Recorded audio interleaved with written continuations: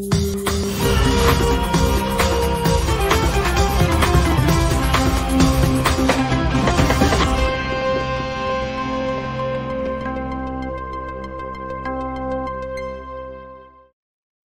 bem, pessoal, terça-feira, 4 de julho, 7 horas da manhã, muito bem-vindos, muito bem-vindas, muito bem-vindas, pessoas todas, pessoal que já tá por aí, de Lisboa, de São Paulo, de onde mais, tem gente de todo que é lugar aí, Albufeira, Portugal, Porto Alegre, Guaíba, São Paulo, que mais, gente? Vai chegando, vai dizendo de onde você está assistindo este programa é o Desperta ICL, estamos ao vivo, horário de Brasília, 7 horas da manhã, ao vivo em todos os canais do ICL Notícias, também no canal do Eduardo Moreira, também no meu canal, Leandro Demore, lá no YouTube, e em breve anunciaremos, possivelmente na segunda-feira da semana que vem, transmissão em outros canais importantes também para a gente aumentar a nossa audiência, que aumenta todos os dias, estamos com uma audiência bastante consolidada, mas claro, lembrando sempre que, se você não assina os canais, primeira coisa, assine os canais.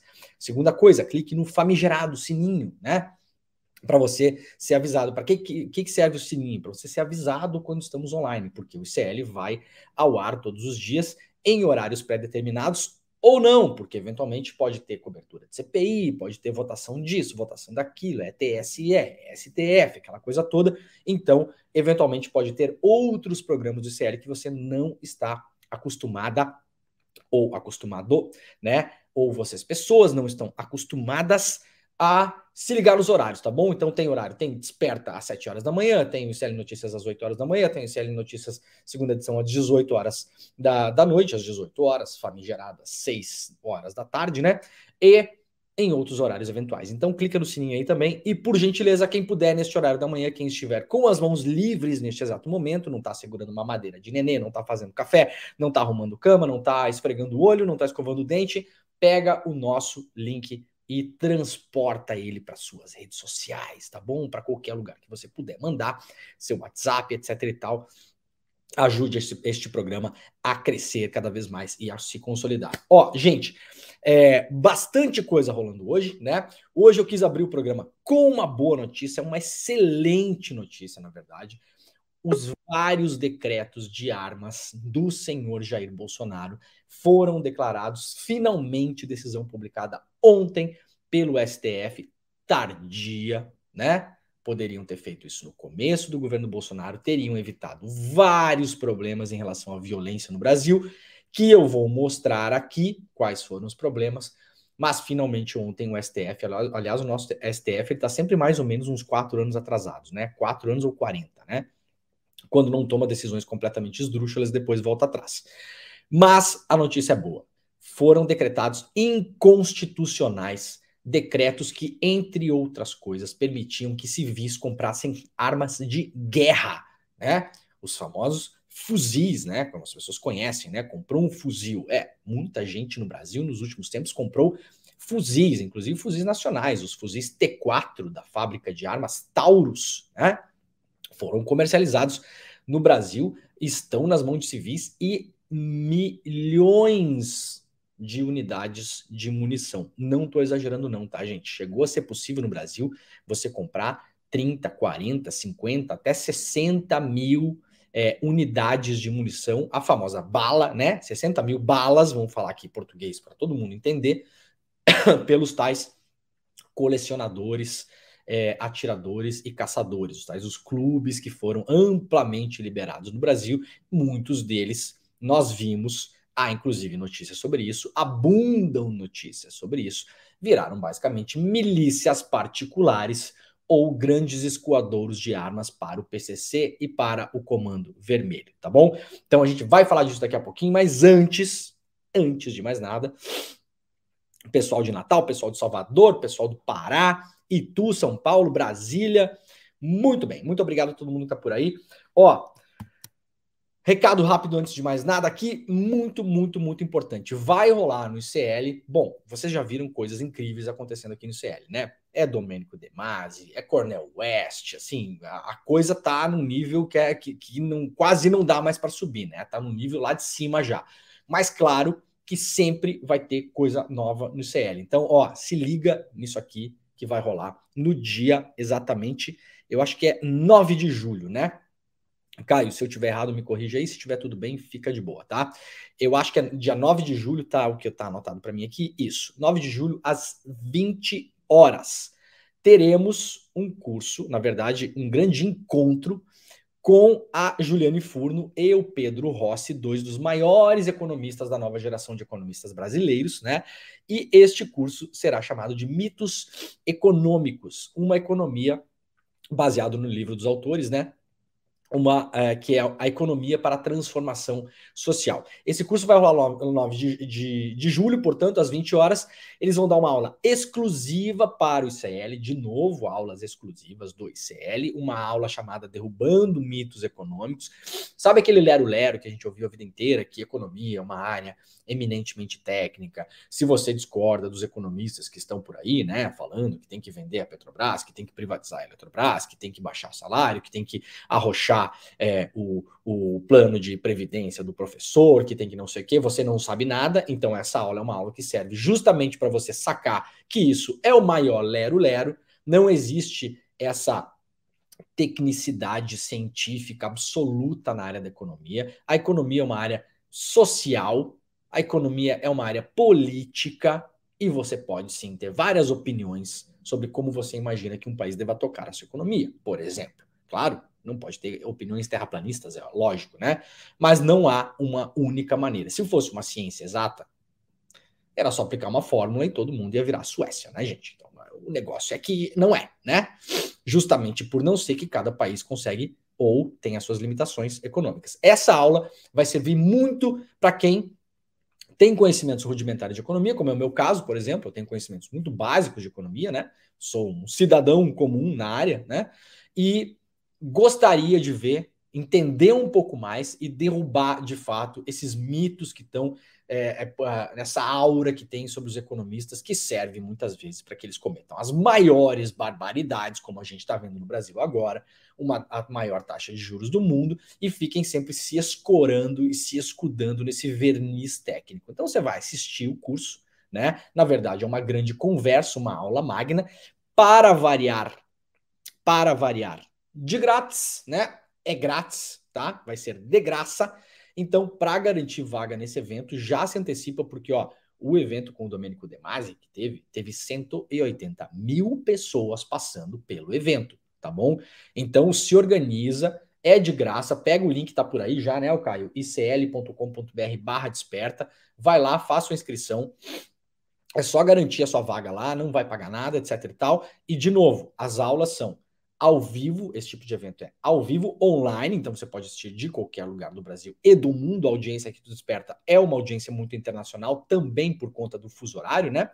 Então, você pode assistir de qualquer lugar do mundo, ao vivo, e não tem repeteco, tá? Algumas exceções, a aula do Domênico De Masi, o link ficou no ar aí por um dia a mais para as pessoas que não conseguiram acompanhar depois. Mas, no geral, essas aulas não têm repeteco. Então, pega o link, faça a sua inscrição e garanta a sua participação. Eu vou relembrá-las e relembrá-los a todos nós mais próximo da data, tá? Vai ser no dia 9 de julho, às 20 horas, estamos no dia 4, então daqui um dia 2 eu dou novamente um toque para todos nós aqui e depois no dia, claro, vou relembrar todo mundo para fazerem as suas inscrições, tá bom? É isso, meu camarada Caio. Vamos lá para o programa de hoje. Dores do Indaiá, município de Minas Gerais. Eu adoro. Gente, comenta de onde vocês estão assistindo no chat. Juatuba, Minas Gerais, porque o Brasil tem mais de 5.500 municípios e tem nomes de municípios que eu nunca ouvi falar e que são maravilhosos. Imagina você ter um município, o Brasil é um país incrível, né? Chamado Dores do Indaiá. Ô, Maria Viana, o que é Indaiá? Possivelmente uma palavra de origem indígena, né? Indaiá. O que será que são as dores do Indaiá? Quem será Indaiá? Gente, respondam nos comentários. Quem será Indaiá? E por que sente dores, né, Indaiá? Né? É muito bonito, né? Falem pra gente aí de onde vocês estão. Guararapes já conheci. Recife, claro. Recife, amo Recife. Eu sou especialista em identificar sotaque e falar pra você é do Recife. As pessoas ficam até espantadas. Como é que você... É porque eu amo o sotaque do Recife, né? Itália, Paraná, muito bem.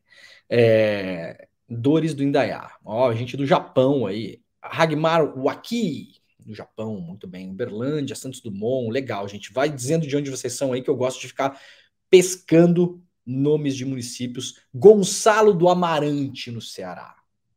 Cara, é muito maravilhoso, né? Eu amo esses nomes de cidade do Brasil. Que a gente nunca, né? Porciúncula. Porciúncula eu já tinha ouvido falar, no Rio de Janeiro. Onde mais? Aracruz, conheço. Aracruz, conheço. Muito bem, ó. Vamos lá então. Tem bastante notícia para hoje. Vamos lá começar a nossa ronda básica, né?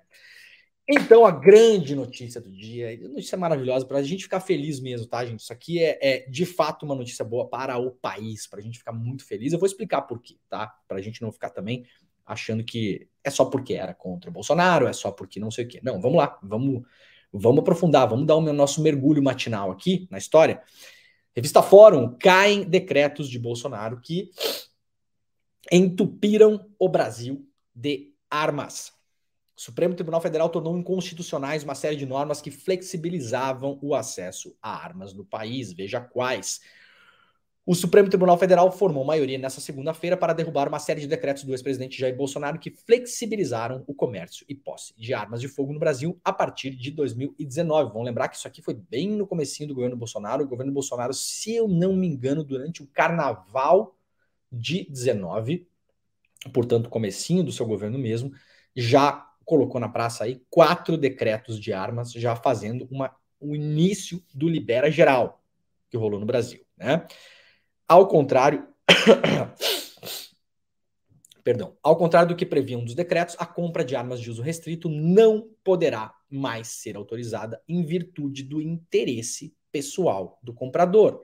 Só será permitida com devida autorização embasada a partir de direito de segurança pública ou da defesa do Estado. Ao todo, o plenário virtual do STF votou por 5-2 a respeito de 4 ações que estavam sob relatoria dos ministros Edson Fachin e Rosa Weber. Os votos contrários à relatoria foram emitidos, claro, por Cássio Nunes Marques e André Mendonça. Até quando esses 2 ministros do Supremo vão pagar o pedágio para o Bolsonaro, hein? Ô Mendonça, ô Cássio, já foi, eu acho, né? Já deu. Será que não? Será que já não deu? A sensação que eu tenho é que não precisa mais, viu, gente? Acho que já tá bom, né? Já fez ali, já tá bom, né? Bolsonaro é inelegível já, né? Vamos andar com esse negócio aí, porque tá ficando ridículo, né? De acordo com as ações que estavam sob relatoria de Fachin, ficou determinado que a posse de armas de fogo só pode ser autorizada aquelas pessoas que provem efetivamente necessidade de possuir armas de fogo, que é como era antes do Bolsonaro. Então, eventualmente você é uma pessoa que é um promotor de uma comarca super complicada, numa cidade que tem várias tretas, né? E vai lá, você pede a sua para poder andar armado, sua posse, seu porte, ou você tem uma outra situação que precise, né? Que você consiga provar que você precise de, tá? Essas são as exceções da lei. A regra é: cidadão brasileiro não anda armado. Isso é regra. Isso foi votado pela população, inclusive. Né? Nós fizemos um plebiscito anos atrás. Eu tenho idade suficiente para saber disso, né? Também ficou decidido que o Poder Executivo não pode criar novos precedentes que flexibilizem o entendimento de tal necessidade. Ou seja, o STF barrou, inclusive, novos governos bolsonaros do futuro que desejem mudar essas normativas por decreto. Isso ficou proibido pelo STF agora. De novo, atrasadíssimo, né, STF? Atrasadíssimo. Deveria ter enfrentado essas questões já em março de 2019, né? Por quê? Porque nesse meio tempo permitiu que o número de armas de fogo circulando na mão de civis no Brasil triplicasse. Enquanto os senhores estavam sentados pensando, será que vamos votar isso aqui? Será que vamos fazer? Será que é importante? Será que não é? Né? Então o STF, atrasadíssimo. E aí, deixa eu pular aqui para a gente ir direto aqui na coisa das armas, depois eu volto, tá? As normas estavam suspensas, então, desde setembro, e foram julgadas definitivamente em sessão de julgamento virtual da corte ontem, né? Com a confirmação da decisão, a limitação da quantidade de munição deve ser garantida apenas na quantidade necessária para a segurança dos cidadãos. O Poder Executivo não pode criar novas situações de necessidade que não estão previstas em lei, e a compra de armas de uso restrito só pode ser autorizada para segurança pública ou defesa nacional, e não mais com base no interesse pessoal de um cidadão. Os ministros que votaram contra, já falamos aqui, né? Cássio Cunca e André Mendonça. André Mendonça entendeu que não há ilegalidade nos decretos de Bolsonaro. Se não há diretamente no texto constitucional resposta pré-definida à questão da posse ou do porte de armas de fogo, há que se privilegiar as legítimas opções realizadas pelos poderes democraticamente eleitos. Seja o legislativo ao editar a lei, seja o executivo ao regulamentá-la, disse o André Mendonça, como quem diz, se não tem na Constituição uma vedação expressa para a venda de armas, então elas estão liberadas, né? Basicamente isso. Se assim o legislativo ou o executivo decidirem. Qual era a grande questão em relação a esses decretos? Bom, primeiro,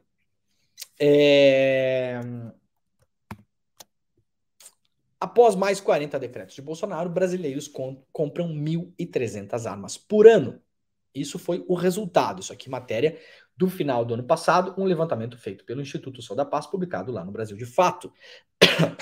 Desde que chegou ao poder em 2019, Bolsonaro editou mais de 40 decretos para facilitar o acesso da população civil às armas, escancarando o mercado que registra, em média, 1.300 armas compradas por brasileiros por dia. O relatório é do Instituto Sou da Paz.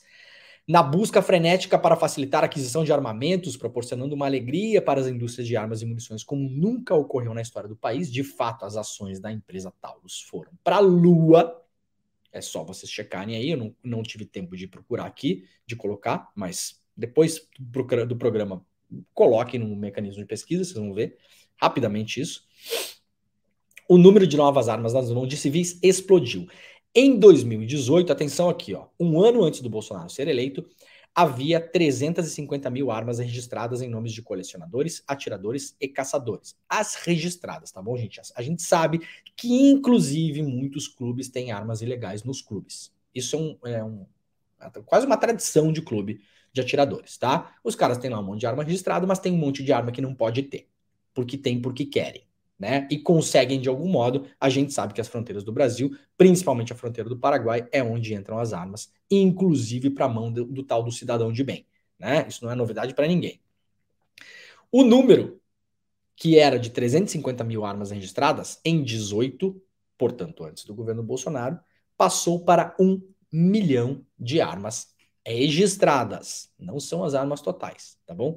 Registradas na mão desses chamados CACs, Clubes de Atiradores e Caçadores. Ou seja, o número triplicou com os decretos do Bolsonaro. A Taurus, principal fabricante de armas do Brasil, teve lucro líquido de 307 milhões em 2018. Sabe quanto foi o lucro da Taurus em 2021, meus amigos e minhas amigas? 1,3 bi. Aumentou 323%. Isso sim é você fazer bem para a indústria nacional, no caso do Bolsonaro, né? Para quem não lembra, o Bolsonaro, inclusive já na presidência, foi lá na Taurus, tirou foto com o fuzil T4, que é esse fuzil de assalto que foi vendido pela Taurus. O Bolsonaro e, na época, o ministro Onyx Lorenzoni garantiram que o T4 não estaria abarcado nos decretos e não seria vendido para civis. Mentiram, porque o T4 foi vendido sim para civis. É um fuzil de assalto, uma arma pesada, tá? Então, mentiram que não seria e liberaram a venda o senhor Onyx Lorenzoni, aliás, aquele que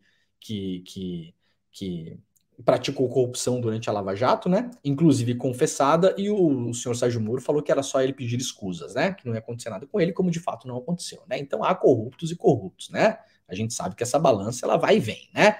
Então, essa é a fotografia do que aconteceu. Em 3 anos e meio, o número de armas registrados na mão desses colecionadores, atiradores e caçadores triplicou. E, claro, a Taurus deu gargalhadas com esses decretos, vendendo muito mais armas na mão de civis. Qual é o grande problema disso? O problema disso é o seguinte: é óbvio que esses decretos serviram para baratear o preço das armas e esquentar armas no Brasil, para o crime organizado. Pensa o seguinte, gente, você tem um mercado de armas no mundo todo, sejam elas legais ou não. Se elas são legais, você tem mais armas em circulação. Isso é uma conta automática que se faz. Quando você legaliza, libera a compra, aumenta o calibre das armas que podem ser compradas pela população civil, você aumenta o número de armas em circulação. O que é que faz o crime organizado em qualquer lugar do mundo? Isso é uma experiência internacional, o Brasil não é o único nisso e podia ter aprendido antes dos decretos. Inclusive, posso imaginar que sabiam disso, né? O crime organizado dá risada, gargalha, solta foguete quando um governo, como o governo Bolsonaro, faz o que fez. Por quê? Porque o preço da arma cai.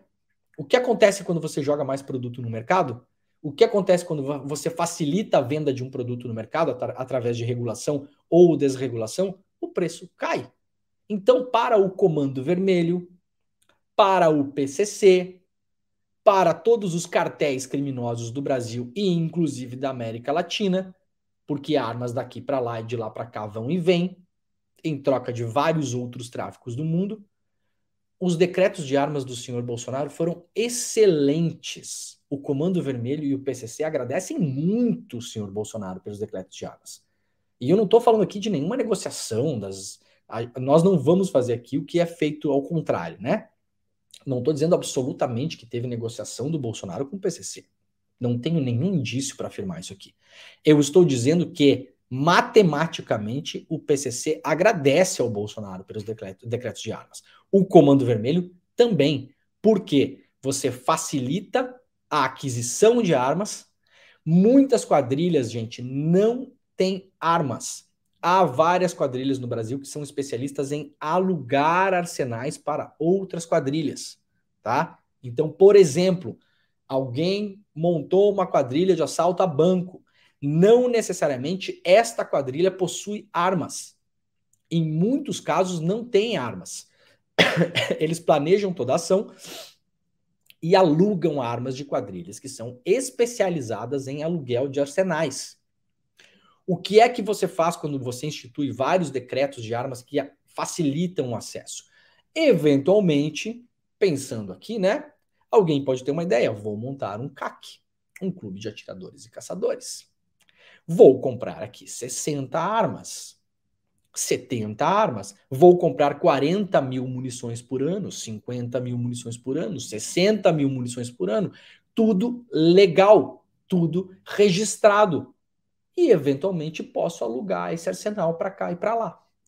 Ah, Leandro, será que isso acontece? Olha, Operação Apreende 26 fuzis enviados por colecionador para o tráfico no Rio de Janeiro. Matéria publicada lá pelo Igor Melo, no UOL, 25 de janeiro de 2022. Um arsenal mantido pelo Comando Vermelho foi apreendido durante uma operação contra a facção na casa de um dos criminosos que tinha registro de atirador, caçador e colecionador emitido pelo Exército Brasileiro, graças aos decretos de armas do senhor Bolsonaro. Foram apreendidas 65 armas que abasteceriam diversas favelas do Rio de Janeiro. Entre as armas, 26 fuzis que parariam na mão do crime organizado, que eventualmente depois seriam usados para matar, inclusive, civis e policiais. Quando eu falo aqui que o Comando Vermelho e o PCC agradecem aos decretos de armas do Bolsonaro, eu estou falando porque eles agradecem mesmo. Facilitou muito a vida do crime organizado no Brasil. Essas armas, esses decretos organizaram e tiraram várias preocupações das facções de ter que ficar o tempo todo importando ilegalmente armamento, tendo que esconder, né? Correndo, armamento é caro, custa caro, correndo o risco de perder esse armamento, de ter que se rearmar de novo. Não, facilitou. Você vai lá, monta um CAC, aqui o cidadão monta um CAC, né? O cara tinha 65 armas, 26 fuzis na mão. Esse CAC estava abastecendo o Comando Vermelho e abasteceria vários pontos de tráfico no Rio de Janeiro. Só que quem está falando não sou eu, é o Grupo de Atuação Especializada de Combate ao Crime Organizado, o GAECO, com o apoio da Delegacia de Repressão a Entorpecentes e da Delegacia Especializada em Armas e Munições Explosivas no Rio de Janeiro. Além dos 26 fuzis, foram apreendidas aí várias outras armas que estavam escondidas em uma casa no Grajaú, na zona norte do Rio. Não estavam necessariamente escondidas porque o cara era CAC, né? no local foram encontradas várias munições. Outra investigação, o PCC agradece o Bolsonaro por conta dos decretos de armas. Vamos lá, investigação mostra como o PCC usa a política de Bolsonaro para se armar. Vitor Furtado, o Bala 40, foi surpreendido pela polícia do Rio vendendo armas para bandidos. Tinha um arsenal com 26 fuzis, é o cidadão que a gente estava falando antes ali. Quanto custou esse arsenal do senhor Vitor? 1.800.000 antes dos decretos de armas do Bolsonaro. Isso aqui certamente custaria no mínimo o dobro. No mínimo o dobro, tá? Porque, de novo, o preço das armas pesadas no Brasil caiu com os decretos de armas do Bolsonaro. Você coloca mais oferta de produto no mercado, né? Economia básica. Em São Paulo, no Lajeado, Zona Leste, os policiais do Departamento de Narcóticos encontraram um fuzil, carabina, 2 pistolas e 2 revólveres com Diego Isidoro, 35 anos, acusado de participar de um esquema de lavagem de dinheiro do PCC. Em Uberlândia, a Polícia Federal apreendeu na casa de outro integrante do PCC 2 carabinas, um fuzil T4, Taurus, fabricação brasileira, 2 pistolas, uma espingarda e um revólver, ocorridos em 3 estados diferentes. Eles não são casos isolados e revelam uma nova forma de agir do crime organizado. Que forma é essa?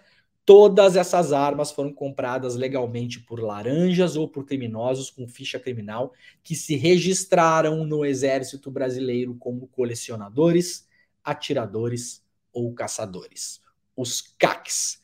Policiais e especialistas no combate ao crime organizado afirmam que isso é consequência dos decretos e portarias sobre armas que o governo Jair Bolsonaro editou em 2019 e 2020, ampliando o acesso a armas de fogo potentes, à munição e ao porte de armas. Essa matéria tem 3 exemplos. Não são só esses, claro, que aconteceram no Brasil. E olha que interessante aqui, ó, presta atenção nisso aqui.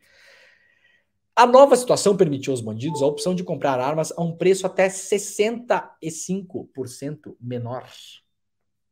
65% menor, tá bom? Do que eram obrigados a pagar quando tudo vinha pelo contrabando da Bolívia ou do Paraguai.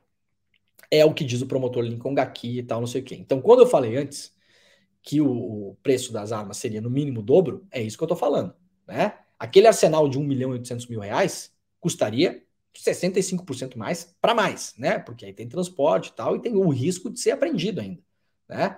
Porque esse arsenal só vai ser apreendido eventualmente, se tiver operação policial. Se não, tá lá, é um CAC, tá registrado, é um clube. Você entra lá, você pode pagar para dar 10 tiros numa parede, vai lá, faz a sua, tá? Então, notícia excelente, né, pra gente abrir a terça-feira. Esses decretos agora não têm mais validade, foram declarados inconstitucionais e, para além de tudo, o STF agora bloqueou a possibilidade de um próximo presidente da República criar qualquer brecha nessa lei. Não é mais possível que isso seja feito. Tá bom, gente? Vamos lá. Segue aqui, né? Tem mais notícia aqui do Metrópolis. Exército admite que autorizou compra de fuzil para integrante do PCC. Enfim, eu separei um monte de coisa aqui. Olha, se ficar falando nisso e dando os exemplos aqui, a gente passa o dia todo, tá? Mesmo. Dei aí alguns exemplos para que a gente tenha notícia, tenha entendimento disso. E, sim, para fechar, não quero deixar isso aqui de fora. Preso por colocar bomba. Sabe o cara do caminhão bomba de Brasília? O George Washington, né? O cara que colocou uma bomba num caminhão de gasolina de aviação, combustível de aviação em Brasília. Então, esse cara tinha um arsenal de armas, né? Esse cara comprou as armas, ia distribuir as armas para os acampados em Brasília, na frente do QG do Exército, e esse cara comprou essas armas através de um CAC. Várias das armas dele, como disse a própria Polícia Civil no inquérito, eram armas que estavam legalizadas. Ele só não tinha autorização para transportá-las, como ele fez lá, fez 1.000 quilômetros, né, da cidade dele até Brasília. Mas ele comprou aquele arsenal todo que ele usaria, segundo ele próprio, para armar os acampados na frente do QG em Brasília. Ele comprou aquelas armas de modo legal, graças aos decretos do Bolsonaro. Então me diga uma coisa boa que veio desse negócio. Uma coisa boa, né? É um negócio que realmente, ainda bem que o STF se movimentou antes tarde do que nunca, mas foi bem tarde, né? Gente, ó, eu não costumo aqui, né? eu sou devoto de São Boechat, né? Não costumo dar palco para otário no programa, né? Mas hoje a gente vai ter que dar palco para otário, porque realmente as coisas estão escalando num nível bastante absurdo, né? O Diário do Centro do Mundo traz aqui uma notícia: MP abre inquérito criminal contra André Valadão por incitar evangélicos a matarem LGBTs. Quem é esse cara aqui, né? O Ministério Público de Minas Gerais abriu inquérito contra o pastor bolsonarista André Valadão para apurar possível crime de homotransfobia. O órgão atendeu ao pedido da deputada Érica Hilton. A informação da coluna da Mônica Bergamo lá na Folha. Foi demonstrado que a pregação realizada pelo tal André Valadão era composta por inúmeras incitações ao ódio contra a população LGBT, o que confrontava diretamente com a tese alcançada pelo Supremo Tribunal Federal. A situação, portanto, foi reveladora de necessidade de instauração de um procedimento para apurar a responsabilidade criminal deste pastor André Valadão. Eu vou mostrar para vocês agora o vídeo aqui do que esse pastor falou em púlpito. Eu já não sei mais se é púlpito que a gente ocupa, se é palco, se é picadeiro, assim, virou várzea, tá? Para mim, na minha opinião, como cidadão, olhando esse cara falar, para mim esse cara não é pastor coisa nenhuma. Eu não dou nenhuma legitimidade para esse cara na maneira como ele está se portando e as coisas que ele está falando se declarar pastor. Para mim, ele é só um autodeclarado pastor, poderia se declarar coach, poderia se declarar uma árvore ou um poste. Para mim, não muda nada. Para mim, esse cara não é um pastor. Esse cara não está levando a palavra de Cristo para absolutamente ninguém. O que ele fala aqui, para além de ser nojento, é obviamente criminoso e a Bíblia não pode ser usada para isso. Não é pretexto para você pensar, fazer como se fala, né? Cherry picking. Você vai lá e pega um pedacinho, né? Que interessa para você, descontextualiza aquilo e essa gente tá usando Bíblia, inclusive, para dizer que as pessoas têm que se armar porque Jesus disse que era para se armar. Tá nesse nível. Tá nesse nível, tá? Então, eu só quis trazer esse caso aqui porque isso é cada vez mais importante eleitoralmente para o Brasil. Inclusive, essas pessoas não irão desaparecer, elas estão fazendo esse tipo de pregação e de vídeo em várias igrejas e vão continuar fazendo isso pelos próximos muitos anos. O Brasil está intrinsecamente ligado às questões, principalmente do que a gente chama de os evangélicos, né? Que eu sei que não são todos, eu sei, a gente faz todas as exceções possíveis, a gente sabe que não dá para generalizar, etc e tal, mas estamos falando dos evangélicos neste caso aqui. Então vamos lá, vamos ver o vídeo desse cara? Bora. Amam Jorjão com Jorjão, Terezinha com Terezinha.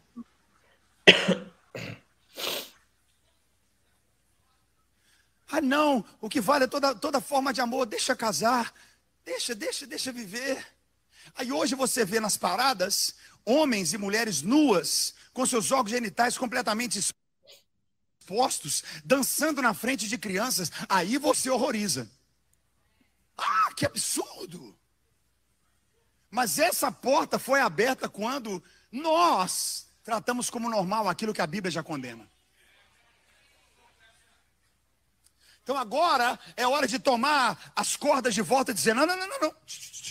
Pode parar, reseta.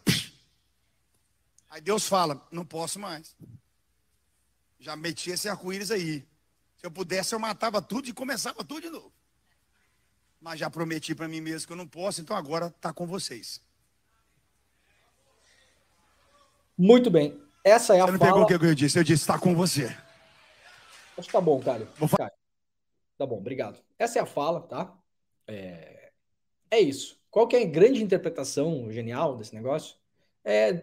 Deus, na verdade, queria matar todos os LGBTs e tal, mas Deus prometeu para si mesmo que não ia mais fazer isso. Então agora tá com vocês. Tá com vocês o quê? Tá com vocês matar essas pessoas. É o que tá dito aqui. É o que tá dito. Depois vem, né? Quem me conhece sabe, não era isso que eu queria dizer, não foi bem isso. Acontece que é comportamento reiterado. Esse cara tá toda semana aparecendo com uma pregação dessas. Toda. Não pula uma, né? Então, agora parece que tomamos pé da situação, que esse tipo de coisa é crime. Isso aqui para mim não é pastor. Esse cara pode se denominar o que ele quiser. Ele pode dizer para mim que ele é uma xícara de café, se ele quiser. Para mim, esse cara, André Valadão, se dizer pastor ou se dizer um monitor de computador, dá na mesma. Eu olho para as duas situações e falo, não, o senhor não é nem um monitor, nem um pastor. Essa fala é uma fala criminosa. Absolutamente criminosa. E agora a Erika Hilton encaminhou lá a 18ª Promotoria de Justiça e Defeitos dos Direitos Humanos do Ministério Público do Estado de Minas Gerais, né, um procedimento investigatório criminal contra este cidadão. Fez uma denúncia, na verdade, né? E aí, durante o culto, no último final de semana, né, o vídeo que vocês viram aí, esse vídeo é o cerne da investigação, não é o único caso que trata disso, não é a única vez que esse pastor faz isso, ele não é o único, nós temos vários outros. Durante a eleição, eu vivia perto de uma igreja, notadamente era a Igreja Universal, mas não é a única também, tá? Não é a única também, mas eu passava na frente do Templo da Universal, eventualmente pegava o jornal, o Universal tem um jornal impresso, era pregação anti-esquerda, escancarada, pregação anti-LGBT escancarado, não é mais escondido, gente. Não é mais aquela coisa de falar por parábolas, de para bom entendedor meia palavra basta, não. Agora o negócio tá nesse nível. É matar gay, é isso. Esse é o recado final. De novo, André Valadão não é o único, a Igreja Universal, que é outro exemplo, não é a única, temos vários exemplos, essa coisa tá crescendo e tá muito misturada na política pra gente ficar de olho. É Damares, é Michele Bolsonaro, né? É Deltan Dallagnol, que é ligado lá a uma congregação batista, e uma outra entidade americana também, esquisita, esquisitíssima. Aliás, falarei mais sobre isso. Falarei mais. Devo escrever, inclusive, sobre Deltan. O que Deltan foi fazer nos Estados Unidos? Devo escrever sobre isso nos próximos dias. Vou trazer aqui no Desperta pra gente, tá? Prometo. Vamos fazer um negócio de trazer aqui no Desperta. Vou explicar para vocês o que é que o Deltan Dallagnol foi fazer nos Estados Unidos. Tá? Que tem a ver com todo esse papo que a gente está tendo aqui. E claro que é um papo que tem a ver com política, diretamente. E interferência e influência, mais uma vez, obviamente, dos Estados Unidos na América Latina, especificamente no Brasil. Tá bom? Tem a ver com tudo isso aqui. Essas pregações elas não estão vindo do nada, gente. Elas não são por acaso. Elas não estão aparecendo aí aos borbotões, como se diz, porque é uma grande coincidência, tá bom? Vou explicar isso com mais calma. Possivelmente na semana que vem a gente faz um pedaço do programa aqui para explicar. O que Deltan Dallagnol foi fazer nos Estados Unidos? Tá bom? Spoiler, tem a ver com todo esse papo que a gente está tendo aqui. Tá? Faremos isso, prometo. Tinha um outro vídeo que eu tinha separado aí, né? Nos púlpitos continua a onda de mentiras e teorias conspiratórias contra Lula e contra a esquerda. Para vocês terem uma ideia, como não é caso isolado. Este é o cantor e compositor Azaf Borba, afirmando que Lula quer destruir as famílias. Sandice sobre o Foro de São Paulo também fazem parte da manipulação a que submetem os evangélicos, publicado pelo Andrade, um perfil de Twitter lá. Vamos soltar esse vídeo rapidinho para vocês terem uma ideia também disso aqui. Ó. Vamos lá. Pode barrar a palavra de Deus, nada pode barrar a palavra de Deus, ninguém pode fechar a igreja, ou negar a continuidade da igreja. Não tenha medo, igreja, ninguém fecha a igreja encharqueadas, não, porque Jesus disse que as portas do inferno não prevalecem contra elas. E sabe aonde a igreja tem a sua maior firmeza? Na família. Hoje, infelizmente, eu ouvi o nosso mandatário dizendo que ele, entre outras lideranças, querem destruir a família. Que o objetivo de algumas ideologias que estão nesse mundo é acabar com os valores da família, da honestidade, do patriotismo e outras coisas mais. Só é ver a minuta do Fórum de São Paulo que nós vamos saber exatamente o que eles pensam. Mas não é o nosso ponto, irmãos. Para nós, a família é uma coisa tocada por Deus, porque é um lugar de bênção e de felicidade. Muito bem, então esse é o cantor e compositor e auto-intitulado pastor e monitor de computador e qualquer coisa que vocês quiserem. De novo, essas pessoas podem se intitular o que elas quiserem, Para mim, elas não têm legitimidade nenhuma para isso, cada um pense o que quiser, tá bom? Para mim, isso não é um pastor, né? Isso é uma mentira, não tem Lula querendo destruir família de ninguém. Aliás, o Lula é casado, tem um monte de filho, tem uma família, né? O Haddad falava que queria destruir a família também, durante a eleição de 2018. O Haddad é casado há 250 anos, com a mesma esposa, ao contrário do senhor Bolsonaro, que casou com 3 mulheres diferentes, sendo que as 2 últimas eram amantes dele, todo mundo sabe disso, então de família não tem nada, não tô contando nenhuma novidade, né? Bolsonaro pulou de esposa para amante, 2 vezes, inclusive, né? Então, de novo, espalhando mentiras, espalhando teoria da conspiração, impunemente, porque isso está protegido pela liberdade religiosa. Tem que ter liberdade religiosa? Claro, pode continuar falando o que quiser, senhor Azaf Borba. A partir do segundo seguinte que o senhor termina uma fala absurda e mentirosa e caluniadora dessas, inclusive, que o senhor seja devidamente processado pelos órgãos competentes. Vai ter liberdade para falar o que quiser. E nós, sociedade civil, teremos a liberdade de processá-lo, de ir atrás do senhor, literalmente. E eu espero que isso aconteça. Pelo sotaque, esse cidadão é do Rio Grande do Sul, né? Então, o Ministério Público do Rio Grande do Sul, bora lá trabalhar? Azaf Borba, Azaf com PH, Borba, cantor e compositor. Isso aqui que ele está falando é mentira, é teoria da conspiração, é manipulação da fé. É um absurdo o que essas igrejas estão fazendo. Preparem-se que o jogo vai ser esse, tá, gente? Não vai melhorar, não. Né? Por isso que as instituições têm que agir rápido. Pegar todos os casos e agir em cima, agir em cima, agir em cima. De todos eles. Né? Muito bem. Vamos lá. 3 notícias aqui sobre emergência climática. Para quem acompanha o Desperta ICL sabe que a gente é muito preocupado com isso. Estamos falando várias vezes sobre emergência climática porque esperamos que você use pelo menos uma parte do seu dia, né? Me perguntaram ontem, aliás, ontem, muito legal um evento aqui na London School of Economics. Muito obrigado a toda a galera que organizou o evento, a União dos Estudantes daqui também. Obrigado demais, gente. Foi excelente. Apareceram vários brasileiros lá. A gente fez um evento em português, o que foi muito legal, né? Para a galera que mora aqui. A sala encheu, deu sold out, a gente mudou para uma sala maior, encheu de novo. Eventualmente algumas pessoas não conseguiram comparecer, porque era um horário ruim de trânsito mesmo, né? 6 horas da tarde, mas deu uma galerinha lá, a gente teve um papo muito bacana sobre o Brasil ontem. E em um determinado momento, uma pessoa me perguntou o que a gente pode fazer. Sempre tem essa pergunta, né? Eu acho que é porque as minhas palestras são meio catastróficas demais, né? Não são muito recheadas de boas notícias.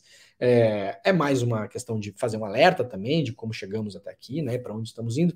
E muitas pessoas perguntam o que a gente pode fazer. Então, eu falei ontem, sempre falo e vou continuar falando no programa aqui. Se você tiver 15 minutos por dia para praticar o seu ativismo na rede social, em qualquer lugar, falar com alguém numa padaria, bater um papo com um motora de Uber, qualquer coisa, se você tiver na dúvida sobre o que conversar, começa a se inteirar sobre emergência climática. Gente, é a principal coisa que a gente tem que se preocupar no mundo. Isso aí vai desencadear problemas que eu acho que as pessoas não se deram conta até hoje, porque a vida é muito estável no geral, né?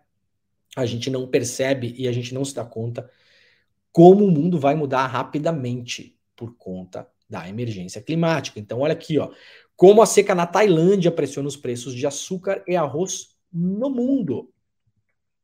Notícia lá da Bloomberg Line, a Tailândia tem preparado planos de contingência para lidar com uma possível seca que pode durar 10 anos e reduzir a oferta global de açúcar e arroz.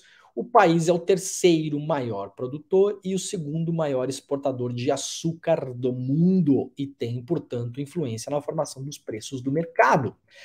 As chuvas em todo o país podem ficar até 10% abaixo da média nesta temporada de monções e o início do fenômeno climático conhecido como El Niño pode reduzir ainda mais a precipitação nos próximos 2 anos, de acordo com funcionários do governo. A Tailândia enfrenta condições de seca generalizada desde o início de 2023. Falamos ontem aqui sobre o Uruguai, né? O Uruguai está com 3% do seu principal reservatório de água hoje e já distribuindo vale água mineral para 500 mil de pessoas. O Uruguai está enfrentando uma seca há 3 anos também, tá? Então saímos do Uruguai, fomos para a Tailândia. A coisa é muito mais grave do que parece do que a imprensa dá bola, do que nós olhamos, do que nós conversamos. A perspectiva levou as autoridades tailandesas a pedir aos agricultores que restringissem o plantio de arroz a uma única safra para economizar água. E os produtores de açúcar veem a produção cair pela primeira vez em 3 anos. Isso, notícia lá da Tailândia. Agora, notícia do Canadá. Os mega incêndios que estão acontecendo no Canadá. Vimos fotos 3 semanas atrás de Nova York tomada por nuvens muito escuras. Lembra aquelas fotos de Nova York toda laranja? Parecia de fato um cenário de filme apocalíptico. Os políticos falando para as pessoas ficarem em casa, os hospitais aumentando as suas filas por conta de problemas respiratórios e problemas respiratórios de longo prazo que devem acontecer. As autoridades americanas em Nova York já informaram isso, né? Esses incêndios agora, uma entidade do Canadá, 2 pesquisadores, na verdade, né, fizeram um estudo para entender os impactos na economia do Canadá. Porque, de novo, quando a gente lê as notícias, a gente fala o seguinte: incêndios florestais, né? Aí você pensa, tudo bem, tá pegando fogo num monte de árvore, numa floresta no Canadá, lá no raio que o parta, né? Então tudo bem, uma hora vai apagar e depois a árvore cresce de novo. Não é exatamente assim que funciona. Olha esse estudo que foi feito aqui. Pesquisadores fizeram um modelo econômico para tentar entender o que vai acontecer nos próximos anos, tá? Então, por exemplo, no ano passado, os incêndios florestais, principalmente, né? E o que aconteceu graças a eles ou por causa deles, tá? Relacionados à emergência climática, custaram ao Canadá, por exemplo, custarão ao Canadá em 2025 25 bilhões de dólares, tá? Custarão dos cofres diretamente, tá? E no próximo meio século, esses pesquisadores acreditam que o Canadá vai perder 500 mil de empregos graças à emergência climática, graças aos desastres florestais, principalmente que estão acontecendo no Canadá, entre outras coisas. Por quê? Por causa das massivas, das enormes ondas de calor, né? Que vai fazer com que as pessoas não terão condições de trabalhar. Esses heat waves que acontecem em países quando são muito frios, como o Canadá, eles são avassaladores. As autoridades falam para as pessoas ficarem em casa na frente do ventilador, porque eventualmente nos países do norte global, inclusive, não são muitas as casas que têm ar-condicionado. E ar-condicionado não vai resolver o problema de ninguém também, né? Então, isso já deve causar a perda de centenas de milhares de empregos no Canadá por conta da produtividade causada pelas ondas de calor. E aí, obviamente, vai ter o quê? Por esse estudo, por esse modelo. Aumento de impostos. Por que aumento de impostos?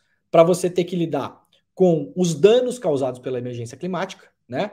Então, desde os incêndios florestais até tem um problema lá do derretimento que se chama de permafrost, né? Você faz uma estrada em cima de um terreno que é terra misturada com gelo, grosso modo, né? Esse gelo está enterrado junto com a terra e esse gelo nunca derrete. Aí você faz uma estrada, você faz um viaduto ali, passando por ali, faz um túnel. E aí esse permafrost está começando a derreter em vários lugares do Canadá, por exemplo. E as estradas estão indo para o beleléu. E isso está caindo em cima de casa, está causando deslizamentos, está causando um monte de problemas. Então, esse estudo prevê também que vai ter aumento de impostos no Canadá para ter que lidar com esses problemas.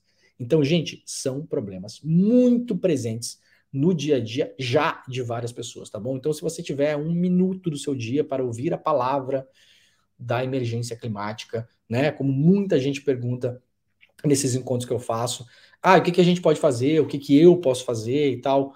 Se você não tem tempo, se você vai falar de uma coisa só, comece a se inteirar sobre isso e comece a falar com as pessoas sobre isso. O que é que nós podemos fazer no Brasil? Pressionar, por exemplo, o governo para fazer regulação desses novos mercados de carbono, etc. e tal, que no Brasil ainda é uma várzea. E nós vimos no programa ontem aqui, já está tendo pirataria verde na Amazônia, né? As pessoas vão lá e falam, esse pedaço de floresta aqui é meu.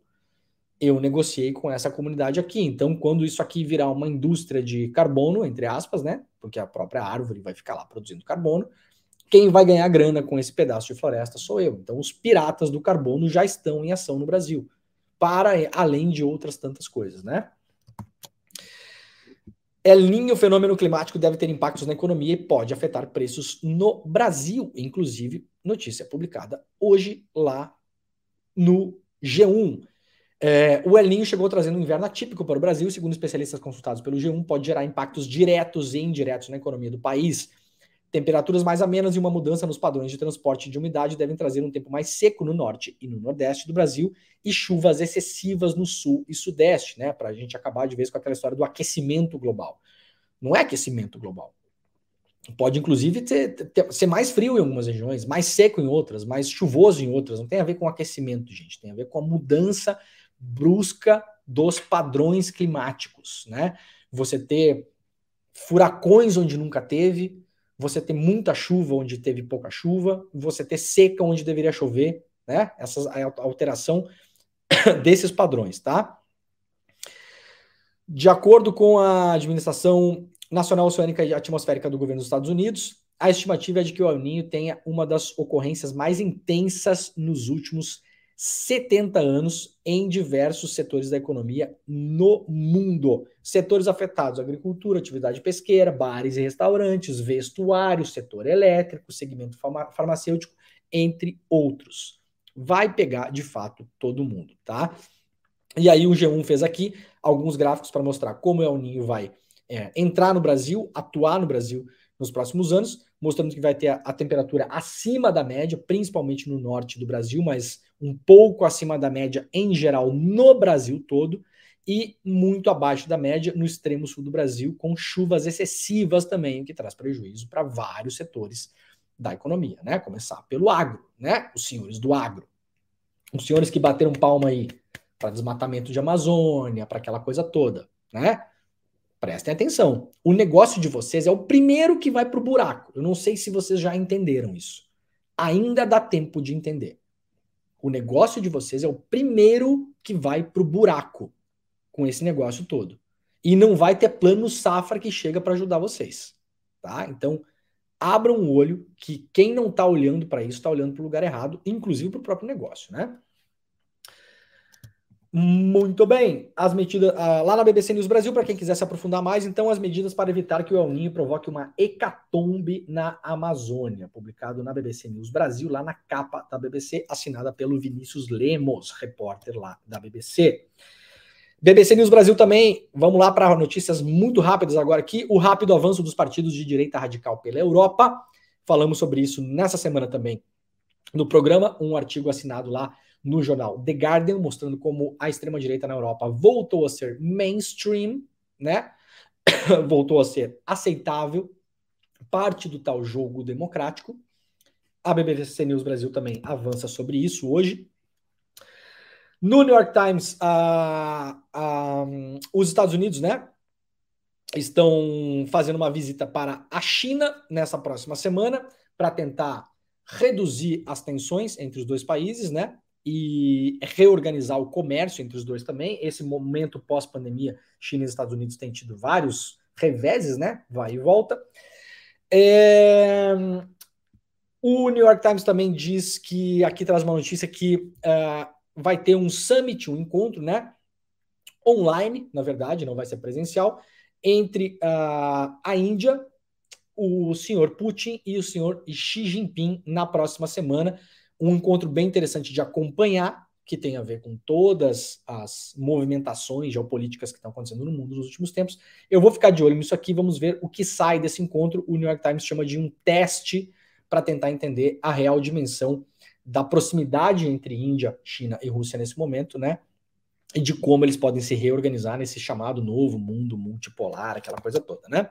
Muito bem, ficaremos de olho. Bloomberg Linha também, porque títulos de emergentes se tornaram um dos ativos preferidos em Wall Street, mostrando que o Brasil, para Wall Street, novamente está na moda. Então, notícia ruim para quem dizia que o Brasil ia virar Argentina, notícia péssima para quem comprou dólar a 5,50 e agora está vendo o seu próprio dinheiro derreter. Bem feito, tá? O único jornal do mundo que dá destaque para o que está acontecendo na Palestina é o jornal The Guardian. Milhares de palestinos fogem de Jenin para um campo de refugiados depois que Israel começou a bombardear as posições. Lá é o principal, um dos principais ataques, talvez o principal ataque mais forte de Israel nos últimos 20 anos. O Guardian está dedicando praticamente seu topo de capa hoje a essa questão. Então, quem quiser se informar sobre isso, pode ir lá para o The Guardian. Claro, tem viés, óbvio, é mídia comercial, mas o Guardian costuma fazer uma boa cobertura de guerra, tá, gente? De fato, uma boa cobertura de guerra. Então, leiam com atenção, senso crítico, mas não é um lugar que você tem que deixar 50 pés atrás, né? Então, tá aqui a matéria principal. Tá aqui, fizeram um mapa para explicar, né? Onde é Jenin, exatamente onde Israel está lançando a sua ofensiva. Até ontem, Israel já tinha matado 10 pessoas na localidade. Então, corram para o The Guardian para acompanhar. Estão fazendo, inclusive, uma cobertura ao vivo lá, tá? E eu acho que é isso por hoje, né? Temos aqui a capa do La República, que mudou desde as 5 horas da manhã, mas estava dedicada basicamente ao grupo Wagner e as relações com a Rússia. Por sorte, eu deixei as matérias abertas aqui. Então, guerra na Rússia e Ucrânia, as notícias de hoje, né? Drones interceptados por Moscou, sobrevoando Moscou. Moscou alega que são drones enviados pela Ucrânia para fazer ataques em cima da capital russa, né? Por enquanto, o exército russo diz que está conseguindo neutralizar esses ataques de drones. E uma outra matéria, uma análise, na verdade, interessante lá do La República, mostrando como o Prigozhin, né, o líder do grupo Wagner, que se insurgiu contra o Ministério da Defesa da Rússia, né, e na semana, 10 dias atrás, fez aquele levante, né, marchando para Moscou, eventualmente teria uma guerra civil em Moscou, aquela coisa toda. No fim das contas, não é que tenha acontecido muita coisa de fato, né? Mostrando como ele agora, possivelmente, o grupo Wagner é um império aos pedaços, né? Que não deve mais ficar na mão do Prigozhin, né? Como chama o cidadão aí. E mostrando como Moscou conseguiu dar uma volta muito rápida nessa história. Não parece, por esse artigo do La República, que isso tenha abalado muito a estratégia militar da Rússia na Ucrânia, ao contrário do que toda a mídia comercial ocidental, americana, europeia falava 10 dias atrás. Parecia que a Rússia tinha acabado, que o Putin sairia fugido, seria preso e a guerra terminaria, né? Então, de novo, muito cuidado quando a gente olha certas posições, porque elas, no geral, ainda mais tratando de guerra, não são equilibradas, muito antes pelo contrário, né? Governo Lula denuncia o deputado Gustavo Gayer na PGR com notícia crime por fala contra africanos. O deputado bolsonarista fez declaração repugnante e racista sobre a população dos países da África e deve ser alvo de inquérito criminal. Ele comparou o QI dos africanos, entre aspas, como ele chamou, com o QI de macacos. Sim, eu não vou botar um vídeo aqui porque este programa não dá palco para otário, tá bom? Eu espero que esse cara não termine o mandato dele. E eu já falei isso, aliás, já fizemos enquete sobre isso, inclusive, né? Gustavo Gayer termina o seu mandato, sim ou não? Claramente a nossa enquete vencedora foi não termina o mandato, e ela conta muito, né, na República Brasileira, né? Então, agora, brincadeiras à parte, acho que esse cara não termina o mandato dele, tá bom? E que bom. E o que mais? Avião desaparece misteriosamente em região de Serra, no Paraná. Parece que essa aeronave que desapareceu lá no Paraná levava alguns assessores ou pessoas que trabalhavam com o Ratinho Júnior, né? Tô de olho nessa notícia também, uma notícia mais ou menos recente. Aparentemente, até antes de eu começar o programa, esse avião ainda não tinha sido encontrado. E é isso, gente. Tinha mais umas coisas aqui, eu vou deixar para amanhã, tá? Entendo o que muda com a nova lei de igualdade salarial entre homens e mulheres, falamos disso ontem já aqui, né? O senhor Neymar sendo multado lá em 16 milhões de reais pela obra do seu lago artificial, lá na casa dele, para variar, né? Neymar que não seja com a bola nos pés, sempre fazendo bobagem, né? Então vamos deixar, sobrou mais umas 3 ou 4 coisinhas, a gente joga isso pro programa de amanhã, porque elas são importantes e não deu tempo. Terça-feira, 4 de julho, 7h59 da manhã. Muito obrigado a todo mundo que acompanhou o programa, compartilhou o programa, deixou seu like, mandou aí nos comentários a cidade de onde vocês estão falando, comentou as notícias também. Estaremos de volta amanhã, quarta-feira, 7 horas da manhã, horário de Brasília. Agora está começando o ICL Notícias, primeira edição. Então faz o seguinte, vai na caixa de comentários aí no YouTube, pega o link, clica no link, né? Pá, vai lá, clica no link. Vocês serão direcionados e direcionadas automaticamente para o ICL Notícias, primeira edição. Nós estaremos de volta amanhã. Muito obrigado a todos e todas e tchau!